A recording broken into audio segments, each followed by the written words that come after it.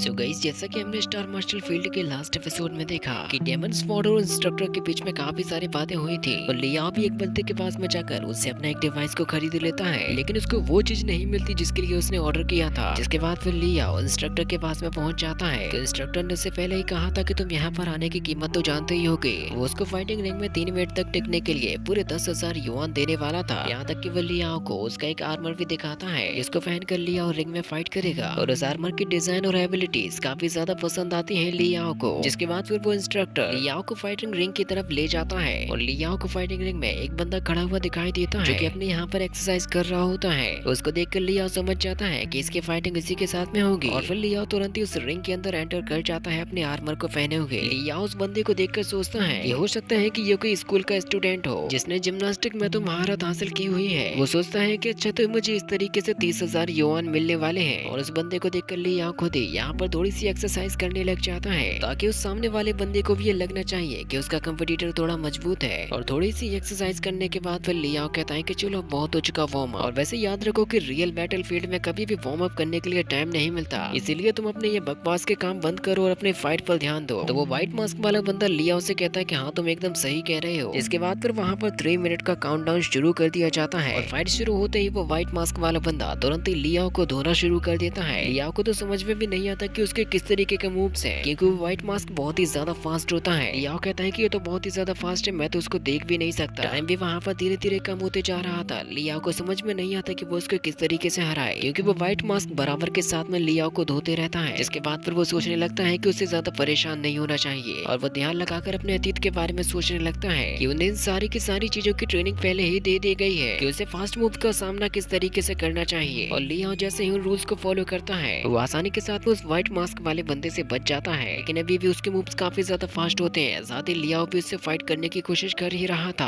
अब वहाँ पर टाइम घटते हुए बचा हुआ था केवल 2 मिनट। तो वो व्हाइट मास्क वाला बंदा लियाओ से कहता है कि क्या तुम्हें सच में लगता है कि तुम मुझे यहाँ पर हरा पाओगे? तो लियाओ कहता है कि हाँ, क्योंकि तुम नहीं जानते कि मैं किस तरीके के मेथड को यूज करता हूँ, क्योंकि उनकी वजह से अब मैं तुम्हारे अटैक्स को भी देख सकता हूँ। तो वो व्हाइट मास्क वाला बंदा कहता है कि अगर ऐसा है तो मुझसे दोबारा से बच के दिखाओ, क्योंकि अब वो फिर से अपनी सुपर फास्ट स्पीड का इस्तेमाल करना शुरू कर देता है। लेकिन उनसे भी लियाओ काफी आसानी के साथ में बच रहा था। लियाओ के इन कलाओं को देखकर वो इंस्ट्रक्टर भी काफी हैरान रह जाता है। वो कहता है कि तुम तो गोल्ड मेडल के लायक हो। तभी इंस्ट्रक्टर के पास में एक और अजीब तरीके का मास्क पहने हुए बंदा आ जाता है। वो कहता है कि मुझे आयरन टर्टल चाहिए। इसके बाद अब हम लियाओ को देखते हैं जो कि कहता है कि मैं यहाँ पर पूरे 2.5 मिनट से पिटे जा रहा हूँ, जिसने मुझे अभी तक 652 पंचेस हिट कर दिए हैं और वो अभी भी उसको काफी बुरी तरीके से मार रहा था। यहाँ तक कि अब वो व्हाइट मास्क वाला बंदा लियाओ को पकड़ लेता है और उससे कहता है कि हार मान लो, क्योंकि अब वक्त भी खत्म हो चुका है और तुम्हारे शरीर की शक्ति भी खत्म हो चुकी है। अब टाइम यहाँ पर केवल और केवल 20 सेकंड का ही बचा हुआ था और वो बंदा लियाओ से कहता है कि अब तुम ही बताओ कि तुम इतने में कर ही क्या लोगे। साथ ही वो इंस्ट्रक्टर भी यहाँ पर काफी तेजी के साथ में चला आ रहा था। वो कहता है कि जरूर यहाँ पर कुछ ना कुछ गड़बड़ तो हुई है। लियाओ को तभी उसकी बात याद आती है कि उसने कहा था कि ये आर्मर लेटेस्ट टेक्नोलॉजी के साथ में बना हुआ है और उसके अंदर एनर्जी स्टोर हो जाती है, जिसको समय आने पर हम लोग अपने तरीके से इस्तेमाल कर सकते हैं। तो लियाओ यहाँ पर तुरंत ही अपनी टेक्निक की मदद से एक काफी बड़ा पावर ब्लास्ट कर देता है। व्हाइट मास्क वाला बंदा कहता है कि इस बंदे में तो अभी भी दम बची हुई है, लेकिन अब समय भी खत्म होने को जा रहा था। और लियाओ आकर में अपने एक बहुत ही पावरफुल टेक्निक को यूज करता है, जिसका सामना करने के लिए वो व्हाइट मास्क वाला बंदा भी तैयार था। और हमें यहाँ पर एक काफी जबरदस्त पावर क्लैश देखने को मिलता है, लेकिन इसकी वजह से लियाओ भी काफी ज्यादा इंजर्ड हो चुका था और वो व्हाइट मास्क वाला बंदा तो एकदम ठीक से खड़ा हुआ था। तभी उसके पास में इंस्ट्रक्टर आ जाता है और वह कहता है कि मैंने इस लड़के को अरेंज किया था ताकि तुम इसके पावर्स को देख सको, लेकिन मुझे नहीं पता था कि ये इस तरीके का निकलेगा। तो व्हाइट मास्क कहता है कि आखिर ये बच्चा है कौन? इंस्ट्रक्टर कहता है कि मैं नहीं जानता कि ये कहाँ से आया है, लेकिन वैसे मुझे थोड़ा सा याद है कि इस लड़के ने स्कूल की यूनिफॉर्म पहनी हुई थी। तो वो कहता है कि अगर ये मेरे स्कूल से बिलोंग करता होता तो मैं इसको पहचान ही लेता। और वैसे देखा जाए तो इसकी पावर लेवल्स काफी ज्यादा हैं। इस लड़के के लिए मुझे अपने पावर्स का 4% तक यूज करना पड़ा। वैसे मैं तुम्हें एक बात बताऊं कि जब मैं इस लड़के के साथ में फाइट कर रहा था तो मुझे फील हुआ कि ये फाइट के लिए काफी ज्यादा कॉन्शियसनेस है। और इसने जो सबसे लास्ट में अपना एक मूव चला था उसने तो मुझे बहुत ही ज्यादा इंप्रेस कर दिया था, क्योंकि उसका ये जो केवल एक बार था वो पूरे हजारों लोगों की जान ले सकता था। तो वो इंस्ट्रक्टर कहता है कि क्या ये लड़का कोई ग्रेजुएट हो सकता है या फिर मुझे इसका मास्क सीधा उतार कर ही देख लेना चाहिए कि आखिर ये है कौन। तो डेमन स्वॉर्ड उससे कहता है कि रहने दो, क्योंकि मैंने भी मास्क पहना हुआ है तो अपनी पहचान को छिपाने के लिए, और ऐसा ये भी कर रहा होगा। और अब वैसे मुझे लगता है कि तुम्हें इस बच्चे को रिकवरी कैबिन में भेज देना चाहिए और इसे अच्छे तरीके से डोज देना ताकि ये जल्दी से होश में आ जाए। तो इंस्ट्रक्टर कहता है कि हाँ बिल्कुल, मैं इसका अच्छे तरीके से ख्याल रखूंगा। जिसके बाद फिर डेमन स्वॉर्ड यहाँ से जाने लगता है और वो ये सोच रहा था कि ये लड़का तो बहुत ही अच्छी फाइटिंग स्किल्स को रखता है, ये जरूर ही आगे चलकर उसके काम में आ सकता है। इसके बाद अब हम उसी जगह पे बनी हुई एक हाईटेक लैब को देखते हैं, जहाँ पर बना हुआ होता है रिकवरी कैबिन और उसी के अंदर डाला गया था ली याओ को, जहाँ पर काफी देर तक प्रोसेसिंग चलती रहती है और फिर वहाँ का गेट खुलने के बाद जिसमें से निकलता है ली याओ और वह यहाँ पर थोड़ा सा अच्छा फील करता है क्योंकि उसकी बॉडी को रिकवरी कैबिन के द्वारा रिकवर कर दिया गया था। और फिर ली याओ यहाँ पर रखे हुए गैजेट्स को चेक करने लगता है कि वो कितने ज्यादा अच्छे हैं। ली याओ को अपने सामने 5 लाख यूनिट दिखाई देते हैं। वो कहता है कि क्या मेरी वजह से यहाँ पर इतना ज्यादा खर्चा हो गया, इसीलिए उसको यहाँ पर ज्यादा देर तक नहीं रुकना चाहिए। वो सोचता है कि वो यहाँ से तुरंत ही निकल जाए। उसे समझ में नहीं आता कि उसने आकर ऐसा क्या यूज कर लिया। तभी उसके सामने से वहाँ पर आ जाता है इंस्ट्रक्टर और लियाओ से कहता है कि अरे तुम तो काफी जल्दी उठ गए। लियाओ से कहता है कि पहले सुनिए, मैं आपको काफी सारी चीजें बताना चाहता हूँ। वैसे यहाँ पर जितना भी खर्चा मेरी वजह से हुआ मैं उसमें से कोई भी नहीं चुकाने वाला। तो इंस्ट्रक्टर कहता है कि तुम्हें इसके लिए चिंता करने की तो कोई भी जरूरत नहीं है क्योंकि तुम्हारे नाम का जो बिल है वो किसी और ने नहीं चुका दिया है। लेकिन लियाओ को तो समझ में भी नहीं आता कि आखिर ऐसा उसके लिए किया किसने होगा। वो पूछता भी है कि आखिर वो कौन था, लेकिन वो इंस्ट्रक्टर उसके बारे में लियाओ को कुछ भी नहीं बताता। वो कहता है कि कांग्रेचुलेशन, तुम्हें यहाँ पर 30 दिनों के लिए हायर कर लिया गया है और मैं तुम्हें हर नाइट को यहाँ पर ट्रेनिंग करने के लिए आऊंगा। तो लियाओ कहता है कि ये तो बहुत ही अच्छी बात है, जब तक आप नहीं कहेंगे मैं यहाँ से नहीं जाऊंगा। और फिर जैसे ही वो इंस्ट्रक्टर यहाँ से जाने लगता है, लियाओ उससे कहता है कि क्या आप मुझे बता सकते हैं कि मैं जिस एम्प्लॉयर के साथ मैं काम करूंगा वो कौन है। इंस्ट्रक्टर उससे कहता है कि तुम ये बेवकूफ वाले सवाल मत पूछो। इसके बाद फिर लियाओ अपना मास्क पहने हुए यहाँ से बाहर निकल जाता है, जहाँ पर वो देखता है कि अगर उसके अकाउंट में कितना बैलेंस पड़ा हुआ है, जो कि होते हैं 1,10,000 यूनिट्स। जिसके बारे में सोचते हुए लियाओ कहता है कि अभी तो उसके पास में काफी सारा पैसा है। तभी उसको प्यास लगती है तो वहाँ पर पानी को ढूंढने लगता है। साथ ही उसको भूख भी लग रही थी तो उसे समझ में नहीं आता कि वो क्या खा ले। वो सोचता है कि अगर उसको चिकन मिल जाए तो काफी ज्यादा मजा ही आ जाएगा। इसके बाद अब हमें एक काफी बड़ी सी बिल्डिंग को दिखाया जाता है। यहाँ पर हमें किसी बंदे के काफी जोरों से चिल्लाने की आवाज आ रही थी, जिसको इलेक्ट्रिसिटी के द्वारा काफी खतरनाक झटके दिए जा रहे थे। और इसी के साथ में ये एपिसोड भी यहीं पर खत्म हो जाता है। तो गाइस, आप लोगों को ये वीडियो कैसी लगी मुझे कमेंट में जरूर से बताइएगा। इसके नेक्स्ट एपिसोड को देखने के लिए आप जल्दी से चैनल को सब्सक्राइब कर दो।